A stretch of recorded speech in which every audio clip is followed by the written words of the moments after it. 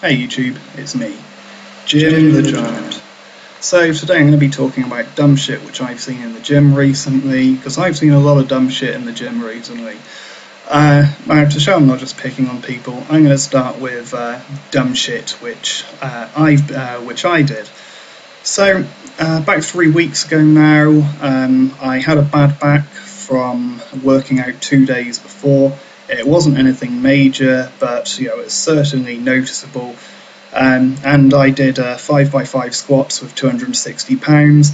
Then I moved on to the leg press. I did 3 sets of 8 with 740 pounds, and on the final set, I pulled my quad.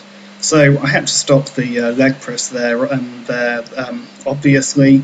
But like a dumb motherfucker, I decided that because I wouldn't be doing any more leg press, I was going to do some deadlift instead. And not only that, I was going to go for a 400-pound PR. So got it about halfway up and took a trip to Snap City. It really hurt like a bitch, and I ended up having to cut my workout short. It took me about 10 minutes just to be able to bend down enough to take my shoes off. It hurt that badly, and I was in a lot of pain for about a week after that, and it's taken me 3 weeks just to get back to the stage I was at before. So, lesson learned there. Listen to your body. If you're already getting pains like that, then just stop, let yourself recover, because for the sake of trying to gain another half ounce of muscle, it's not worth putting yourself at risk of putting your progress back by a month or more. So I'm nearly back to where I was now. Then now, so up to 380, which isn't too bad, but I really shouldn't have taken that risk. So moving on then, I think it was the workout I did after that. I saw 3 people doing some really dumb things in the gym. First one's a couple of girls. I saw them using the hack squat machine. I turned over because I heard someone fall over. One of them had fallen over while using the hack squat machine. And after that, I decided to keep half an eye on them just to make sure they were actually safe in what they were doing. And they moved on to doing squats in the power rack. They're using 90 pounds, which was quite frankly way too heavy for them. They're doing about this much range of motion. They didn't have the guards up. They weren't spotting each other. One of them was lying down on the bench while the other one was lifting. So I saw them do a couple of sets like that. Then I went over and said, I didn't interrupt them while they're doing the set.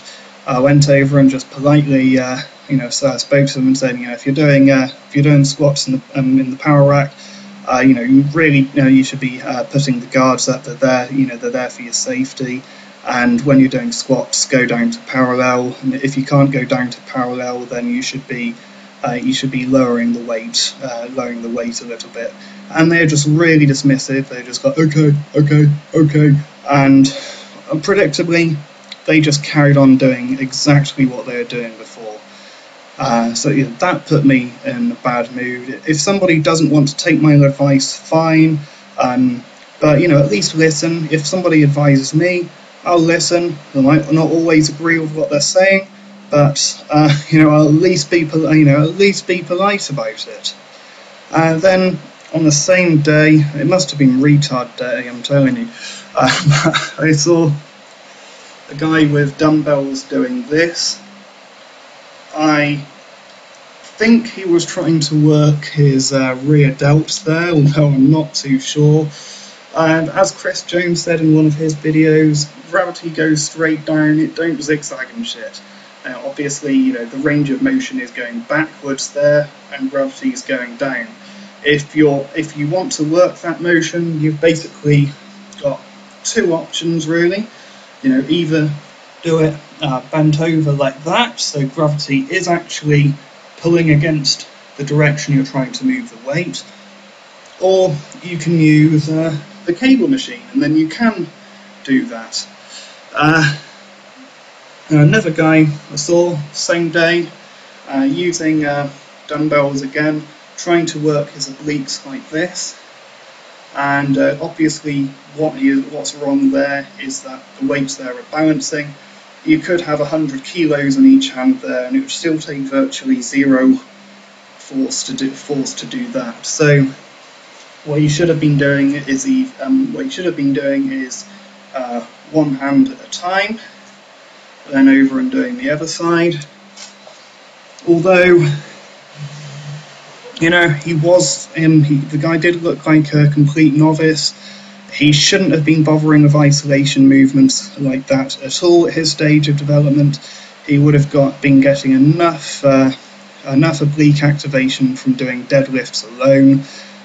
But of course, you know, very, very few people do the compound movements like that, unfortunately. So those two guys doing that dumb shit, if it was any other day, I would have basically gone over and chatted to them, and they'd have basically started doing something more productive and started seeing gains. But chances are now, you know, but because I'd been spoken to so rudely earlier on, I didn't bother speaking to them, because that would have really ruined my day if I had more people basically acting like that. So they're going to carry on wasting their time in the gym and not making any more progress. So that's another reason to be polite when somebody tries to give you advice. You know, not only are you going to piss that person off, not only are you going to risk injuring yourself or making no gains, chances are the same thing's going to happen to somebody else, because that person's going to be less likely to give advice to people in the future. Finally, last workout I did, I saw some personal trainers giving some bad advice as well, or certainly not optimal advice. There's a guy there, about 110 pounds, 5'8" or something like that. Clearly he hadn't been working out very long at all, and the personal trainer was getting the guy to do rack pulls, and it's just completely unnecessary to be getting the guy to be doing rack pulls when it looked like it might have been his first session. He wasn't working with heavy weights. It's not like he was going to have a problem with the lockout or anything. They should have just been getting the guy to do proper deadlifts straight away. Also, I saw a personal trainer training a woman to imagine her lying down, but she was getting her to do a bench press and then twist the weight like that. And again, you know, this is a novice they're speaking to. You don't need to teach that fancy shit to them. Just get them to be doing the basics. I don't know what it is with personal trainers, but far too often they want to teach people to be doing supersets and drop sets and fancy shit like that when they're complete novices. Just get them doing just get them to do the basics. So thanks for watching. Comment, rate, subscribe, and I'll see you soon. Bye.